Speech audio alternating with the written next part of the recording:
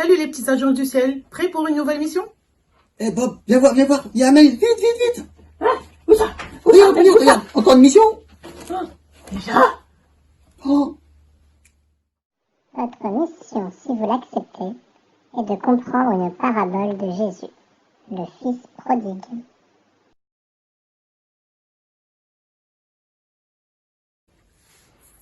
Je suis vraiment en colère, moi, hein. Pourquoi tu m'as poussé pendant cette partie de foot? C'est pas gentil, ça. Mais qu'est-ce qui se passe? Qu'est-ce qui vous arrive? Mais j'ai pas fait exprès. Il m'a poussé. C'est un tricheur. Non, c'est pas vrai. Jamais je lui pardonnerai, c'est plus mon ami. C'est nul. Qu'est-ce qu'on peut faire, Marie?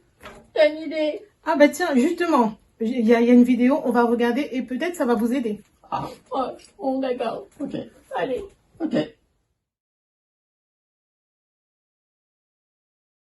Un homme avait 2 fils.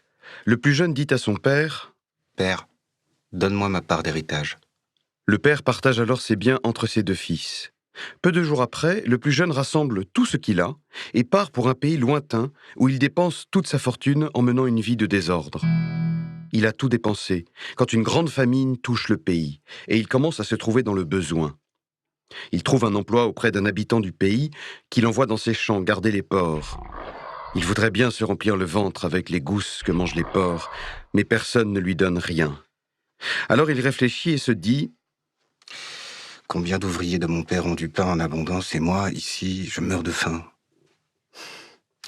Je me lèverai, j'irai vers mon père et lui dirai « Père, j'ai péché contre le ciel et envers toi. Je ne suis plus digne d'être appelé ton fils.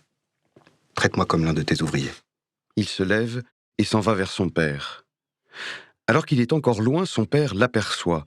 Saisi de compassion, il se jette à son cou et le couvre de baisers. « Père, j'ai péché contre le ciel et envers toi. Je ne suis plus digne d'être appelé ton fils. » Mais le père dit à ses serviteurs, « Vite, apportez le plus beau vêtement pour l'habiller, mettez-lui une bague au doigt et des sandales aux pieds. Allez chercher le veau gras, tuez-le, mangeons et faisons la fête. Car mon fils que voilà était mort, et il est revenu à la vie. Il était perdu, et il est retrouvé. » Et il commence à faire la fête. Or, le fils aîné était au champ. Quand il revient à la maison, il entend la musique et les danses. Appelant une des servantes, il lui demande ce qui se passe. Celle-ci répond « Ton frère est arrivé, et ton père a tué le veau gras parce qu'il a retrouvé ton frère en bonne santé. » Alors le fils aîné se met en colère et refuse d'entrer.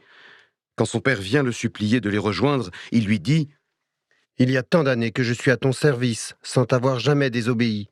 Et jamais tu ne m'as donné un chevreau pour faire la fête avec mes amis.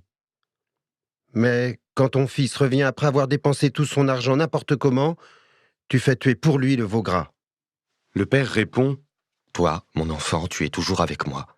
Et tout ce qui est à moi est à toi. Il faut faire la fête et se réjouir. Car ton frère que voilà était mort, et il est revenu à la vie. Il était perdu, et il est retrouvé. » Alors, tu m'en veux encore? Non, je te pardonne, t'es mon meilleur ami, en fait. Ah, c'est tellement mieux. Je suis content. Je me sens mieux. Mais, est-ce que Dieu il me pardonne aussi quand je fais des mauvaises choses ou des mauvais choix? Oui, parfois nous sommes comme le jeune fils de la parabole. Nous faisons des choses qui ne sont pas bonnes. Nous commençons à nous sentir très mal. Nous pourrions penser que Dieu ne nous pardonne jamais. Mais Dieu a un amour sans limite pour nous. Peu importe ce que nous avons fait, il nous aime. Ah bon? Mais comment faire pour que Dieu nous pardonne? Pour que Dieu nous pardonne, il faut lui demander pardon. Quand nous disons à Dieu que nous sommes désolés, il est content, il est heureux, parce qu'il nous aime. Et il veut toujours que nous fassions ce qui est bien. Oui, c'est vrai. D'accord.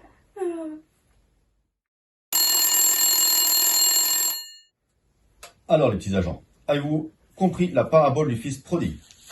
Oui, on a tout compris. Jésus nous dit que Dieu nous pardonnera toujours. Il faut qu'on revienne vers lui et qu'on lui demande pardon quand on fait de mauvaises choses.